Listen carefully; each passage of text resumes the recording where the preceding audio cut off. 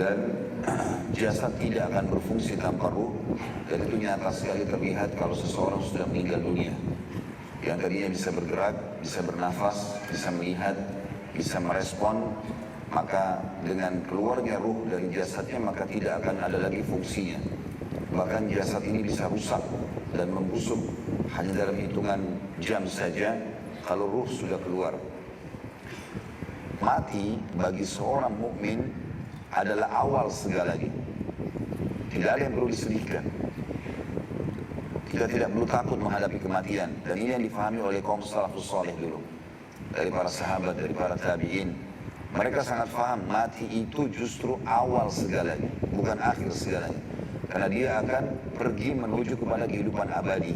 Dan apapun yang sudah dia usahakan selama di dunia, dia akan panen di sana.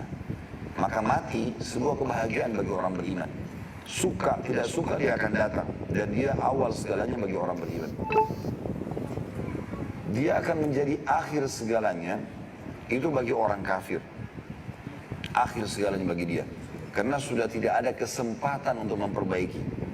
Mereka akan menyesal.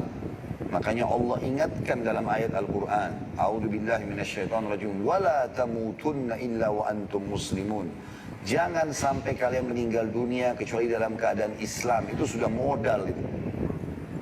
Meninggal dalam keadaan kafir, selesai urusan. Walaupun anaknya ingin berbakti, mau menyelamatkan orang tuanya, tidak akan mampu. Tidak ada yang bisa menolong lagi. Orang kafir dalam banyak ayat Al-Quran, wa na'udzubillah, mereka pada hari kiamat menyesal, tapi tidak ada gunanya lagi penyesalan tersebut. Makanya harus difahami poin-poin seperti ini. Kata Imam Qurtubi rahimahullah, proses keluarnya ruh dari jasad, pada bab ini kata beliau diterangkan bahwa menjelang dikeluarkan ruh seorang mukmin maupun kafir dari jasadnya, ada pemberitahuan terlebih dahulu. Dan sesudah dicabut, maka roh itu akan dibawa naik ke langit. Ibnu Mubarak, atau nama beliau adalah Abdullah bin Mubarak, salah satu ulama tabi'in yang masyhur dengan keimanannya, berkata dari Haywah, dari Abu Sakhr, dari Muhammad bin Ka'ab al-Qurazi, apabila jiwa mukmin telah tergenang, maka datanglah kepadanya malaikat maut, lalu mengucapkan, Assalamu alayka, hai wali Allah. Allah mengucapkan salam untukmu. Kemudian dia pun mencabut nyawanya. Demikian sebagaimana dinyatakan dalam Al-Quran, dalam surah An-Nahl ayat 32. A'udzubillahi minasyaitonirrajim. Alladzina tatawaffahumul malaikatu tayyibina yaquluna salamun alaikum udkhulul jannata bima kuntum ta'malun. Orang-orang yang diwafatkan dalam keadaan baik oleh para malaikat, dan para malaikat mengatakan kepada mereka, salamun alaikum, keselamatan buat kalian. Masuklah kalian ke dalam surga, atau masuklah kamu dalam surga disebabkan apa yang telah kamu kerjakan.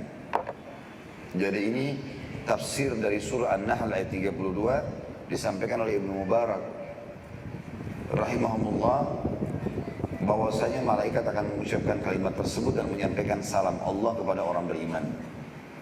Abdullah bin Mas'ud radhiyallahu anhu juga menjelaskan, apabila malaikat maut datang untuk mencabut ruh seorang mukmin, maka dia berkata kepadanya, Tuhanmu mengucapkan salam untukmu. Jadi karunia yang luar biasa. Kita kalau mendapatkan salam dari seseorang yang kita hormati, saya dari kalangan manusia sudah gembiranya luar biasa. Bagaimana orang beriman dalam kondisi dia ketakutan, ruhnya keluar, lalu dia mendapatkan salam dulu dari Allah, kemudian baru dicabut ruhnya. Kata sebagian ulama, ini semua agar memudahkan dia bisa menerima keputusan Allah untuk mencabut ruhnya. Karena memang ada proses sakarat. Proses pencabutan ruh itu akan ada dari tubuh. Juga dalam ayat lain surah Al-Ahzab, ayat 44, Allah subhanahu wa ta'ala berfirman, A'udzubillahi minasyaitonirrajim, tahiyyatuhum yawma yalqawnahu salam. Salam penghormatan kepada mereka, maksudnya orang-orang mukmin, pada hari mereka menemuinya ialah salam. Kata sebagian ulama tafsir, yang maksud adalah pada saat mulai mati itu, prosesi pencabutan ruh, maka akan ada kalimat sambutan meriah, keselamatan dan salam dari Allah untuk orang-orang beriman. Menurut riwayat Al-Bara' ibn Azib radhiyallahu anhu, maksudnya malaikat maut mengucapkan salam kepada orang mukmin ketika mencabut nyawanya, dan dia tidak mencabut ruhnya sebelum mengucapkan salam kepadanya. Sedangkan menurut Mujahid salah satu ulama tabi'in juga, orang mukmin diberi kabar gembira tentang kebaikan keadaan anak-anaknya kelak sehingga hatinya tenang. Maksudnya adalah makna daripada surah Al-Ahzab ini, dia sudah lihat malaikat, dia sudah tahu dia akan ke surga, maka menambah kegembiraannya menurut Mujahid bahwasanya Allah menyampaikan anak-anakmu nanti akan selamat bernama fulan, bernama fulan, bernama fulan, diberitahukan kepada dia sehingga menambah kegembiraannya. Tentu makna yang pertama lebih tepat yang disampaikan oleh Ibnu Mas'ud dan juga Al-Bara' ibn Azib radhiyallahu anhu majma'in bahwasanya ini adalah ucapan selamat dari malaikat untuk calon mayit tadi. Adapun menurut riwayat Ibnu Majah dari Abu Hurairah radhiyallahu anhu dari Nabi sallallahu alaihi wasallam di mana beliau bersabda, para malaikat pada datang apabila orang yang akan mati itu saleh, maka malaikat itu berkata, keluarlah hai jiwa yang baik dari dalam tubuh yang baik, keluarlah dalam keadaan terpuji dan bergembiralah karena akan mendapat rahmat dan kesenangan, dan Tuhan pun meridhoimu, tidak murka. Dengan demikianlah perkataan ini atau perkataan itu diucapkan terus menerus sampai nyawanya keluar dan selanjutnya dibawa ke langit. Maka dibukakanlah pintu langit untuknya seraya ditanyakan. Para malaikat di langit bertanya, siapa ini? Maka para malaikat yang membawa nyawa itu berkata, Fulan bin Fulan. Maka disambutlah dia dengan ucapan selamat datang jiwa yang baik dari dalam tubuh yang baik. Masuklah hai jiwa yang terpuji dan bergembiralah karena akan mendapat rahmat dan kesenangan, dan Tuhan pun meridhoimu, tidak murka. Begitulah seterusnya perkataan itu diucapkan kepadanya hingga sampai ke langit di mana dia menemui Allah. Tentu di sini dimaksud jiwa yang baik karena dia beramal saleh dan beriman, dan jasad yang baik maksudnya jasadnya selama hidup digunakan untuk kebaikan dan kepatuhan. Begitulah seterusnya perkataan itu diucapkan kepadanya hingga sampai ke langit di mana dia menemui Allah. Tetapi jika orang yang mati itu manusia jahat, maka malaikat maut berkata kepadanya, dan maksud manusia jahat adalah dua, orang kafir dan orang fasik. Jadi orang fasik artinya orang muslim yang banyak dosanya, prosesi kematiannya sama dengan orang kafir. Keluarlah hai jiwa yang busuk dari dalam tubuh yang busuk, keluarlah dalam keadaan tercela dan bergembiralah dengan mendapat air yang sangat panas, air yang sangat dingin, dan berbagai macam azab yang serupa dengannya. Perkataan seperti itu diucapkan terus sampai nyawanya keluar, kemudian dibawa ke langit dan diminta bukakan pintu. Maka ditanyakan oleh para malaikat di langit, siapakah ini? Maka malaikat yang membawanya mengatakan, Fulan. Jawab malaikat yang membawanya. Maka disambutlah dengan ucapan, tidak ada kata selamat datang untukmu, hai jiwa yang busuk yang berasal dari dalam tubuh yang busuk. Kembalilah kamu dengan terhina, pintu langit tidak akan dibukakan untukmu. Maka nyawa itu dikembalikan dari langit ke dalam kubur. Hadis ini disebutkan oleh Ibnu Majah dan disahihkan oleh Syekh Albani dalam Shahihul Jami' di nomor 1968. Hadis ini diriwayatkan oleh Ibnu Majah dari Abu Bakar bin Abi Syaibah dari Muhammad bin Amr bin Atha dari Sa'id bin Yasar dari Abu Hurairah radhiyallahu anhu.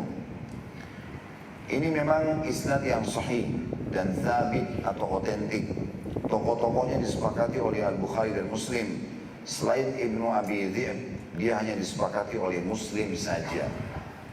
Maknanya adalah bahwasanya hadis ini sangat jelas, sahih, diterima oleh semua ulama dan kaum muslimin harusnya meyakini dan mengkonsumsinya, dipakai dalam realita kehidupannya sehari-hari. Kalau memang orang mukmin akan seperti ini prosesi kematiannya, dan juga orang kafir dan fasik akan seperti itu.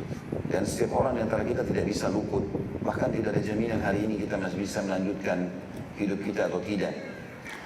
Kemudian dikatakan sementara itu lanjutannya, Muhammad bin Amr dari Sa'id bin Yasar dari Abu Hurairah radhiyallahu anhu dari Nabi SAW bahwasanya beliau bersabda, sesungguhnya orang yang akan mati dihadiri para malaikat. Apabila dia orang saleh, maka para malaikat itu akan berkata, keluarlah, hai jiwa yang baik. Berarti bukan hanya malaikat maut, tapi ada banyak malaikat-malaikat yang datang kepadanya. Juga riwayat Imam Muslim dari sahabat yang sama, Abu Hurairah radhiyallahu anhu juga berkata, apabila nyawa orang mukmin keluar, maka dijemput dua orang malaikat yang terus membawanya naik. Dan ini disebutkan dalam Sahih Muslim nomor 2872. Hammad berkata, dan seterusnya Abu Hurairah menyebutkan tentang keharuman aromanya bagikan minyak misk atau kasturi. Maka para penghuni langit pun berkata, inilah nyawa yang harum datang dari bumi. Semoga Allah merahmati kamu dan jasadmu yang telah kamu diami. Nyawa itu kemudian dibawa kepada Tuhannya. Maka dia, Allah, menitahkan, bawalah dia sampai ke batas terakhir. Maksudnya di langit yang ketujuh. Adapun orang kafir, apabila nyawanya keluar, maka kata Hammad, selanjutnya Abu Hurairah radhiyallahu anhu menyebutkan tentang betapa busuknya baunya, sehingga dikutuk oleh semua makhluk yang dilewati sepanjang jalan. Maka berkatalah para penghuni langit dari malaikat, inilah nyawa yang busuk datang dari bumi. Ma'na'udzubillah. Kata Abu Hurairah pula, maka diperintahkanlah, bawalah dia sampai ke batas terakhir. Sampai di sini Abu Hurairah mengatakan Rasulullah SAW menutup secari kain tipis yang beliau pakai pada hidungnya begini. Ya, maksudnya Nabi SAW mengambil kain dan menutup hidungnya. Dan dari kata ada tentang tafsir firman Allah Subhanahu wa taala dalam surah Waqiah 89, maka dia memperoleh rahmat dan kesenangan. Dia mengatakan bahwa rauh atau rahmat yang dimaksud ialah kasih sayang, dan raihan kesenangan. Maksudnya dijemput oleh para malaikat ketika meninggal dunia. Farauhun wa raihanu wa jannatu na'im, ya, dalam surah Al-Waqiah. Adapun mengenai orang kafir, maka menurut riwayat Ibnu Jurayj dari Nabi SAW, bahwasanya beliau pernah berkata kepada Aisyah radhiyallahu anha dalam tafsir atau tentang tafsir firman Allah Subhanahu wa taala dalam surah Al-Mu'minun ayat 99, demikianlah keadaan orang-orang kafir apabila datang kematian kepada seseorang dari mereka, dia mengatakan, ya Tuhanku, kembalikanlah aku ke dunia. Nabi SAW bersabda, apabila seorang mukmin melihat para malaikat, maka mereka berkata kepadanya, maukah kamu kami kembalikan ke dunia lagi? Maka si mukmin menjawab, ke negeri kesusahan dan kesedihankah? Lalu dia katakan pula, teruskan menghadap kepada Allah. Adapun orang kafir, maka para malaikat berkata kepadanya, maukah kamu kembali ke dunia? Maka dia menjawab, iya, kembalikan aku ke dunia.